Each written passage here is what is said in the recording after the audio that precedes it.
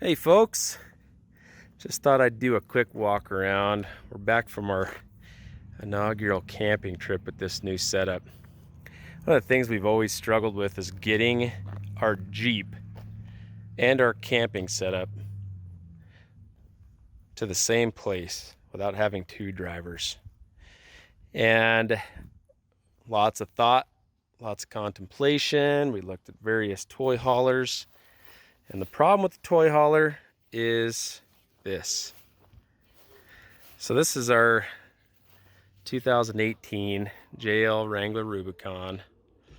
As it sits, I did the 6.4 SRT Hemi 1-ton axles. These are big, wide Jeeps, and the thing weighs 6,000 pounds.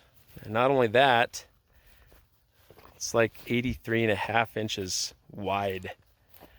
So getting this inside a lot of garages is very difficult. And the width and the height is really kind of the biggest issue that we've had. So need a car trailer, need to think about flat towing. I don't really like the idea of flat towing. And so we decided to give this guy a shot. This is a 2020 Arctic Fox 990 camper. And this thing has got a lot going for it. These Northwood campers are pretty well put together. We looked at Northern Lights, we looked at the Host, Cascade, and it really came down to this 990 being the happy medium. The happy medium being the quality, the fit and finish and durability of the Northern Lights truck camper, but having, and the other end of that spectrum I should say, is having enough living space inside with, our two dogs, myself, my wife, and our 18-month-old kid. And any of you with toddlers understand that they need a little room. So this 990's got one slide. You can see it's tucked in right there, but it comes out. It's a really nice slide. And this camper worked extremely well. One of the drawbacks to this camper is the weight. As it sits on the door tag, I think it said, as it sits with propane and no water, it said 3,526 pounds. You can see that right there if it'll actually focus.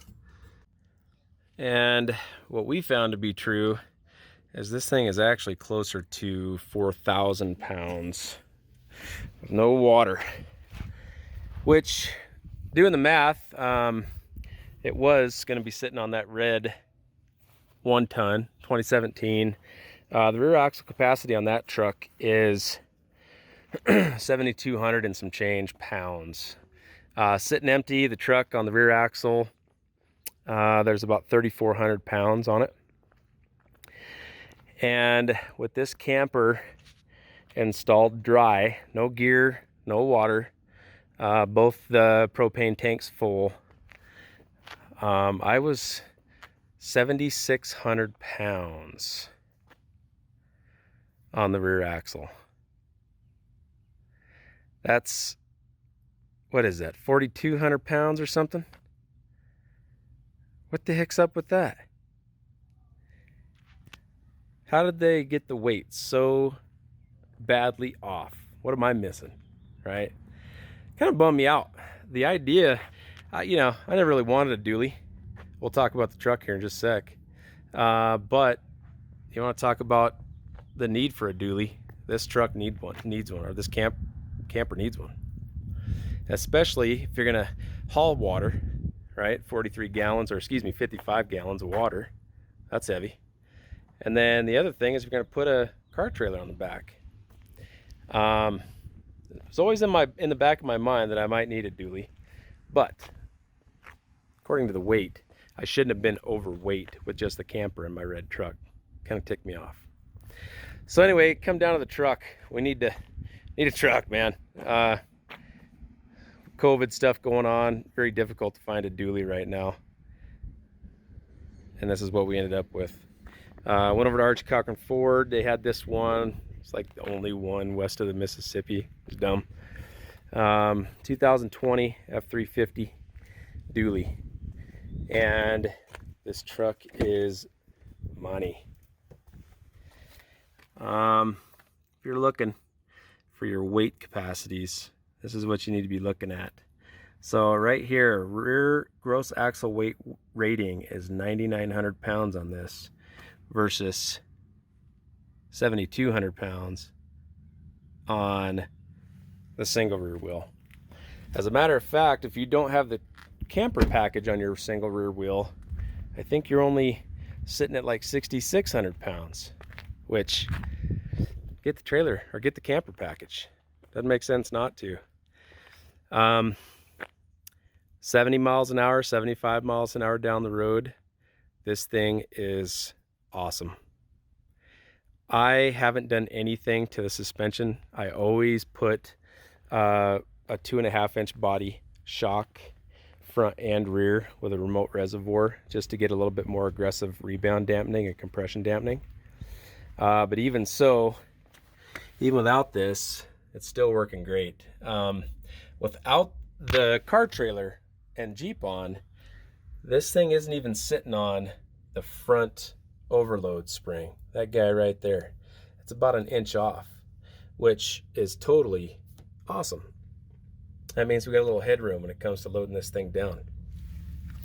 I use my waist safe hitch on the back, and I put about 800 pounds worth of weight, tongue weight, on the hitch. We usually travel with this in the stowed position, but we'll talk about the hitch setup for just a second. Because if you're gonna tow with a truck camper, you're gonna need something like this. So we are and have been torque lift dealers for years. We've done lots of these frame mounted tie downs. These things are imperative if you got a big camper. But we haven't had the opportunity to do many of these hitches, and this is the 30K Super Hitch Magnum. Hitch comes separately from the tie downs from the Super Truss extension. So I ended up with a 28-inch hitch extension. I probably could have went with a little shorter. Just looking back on things. Get this thing locked in a position here.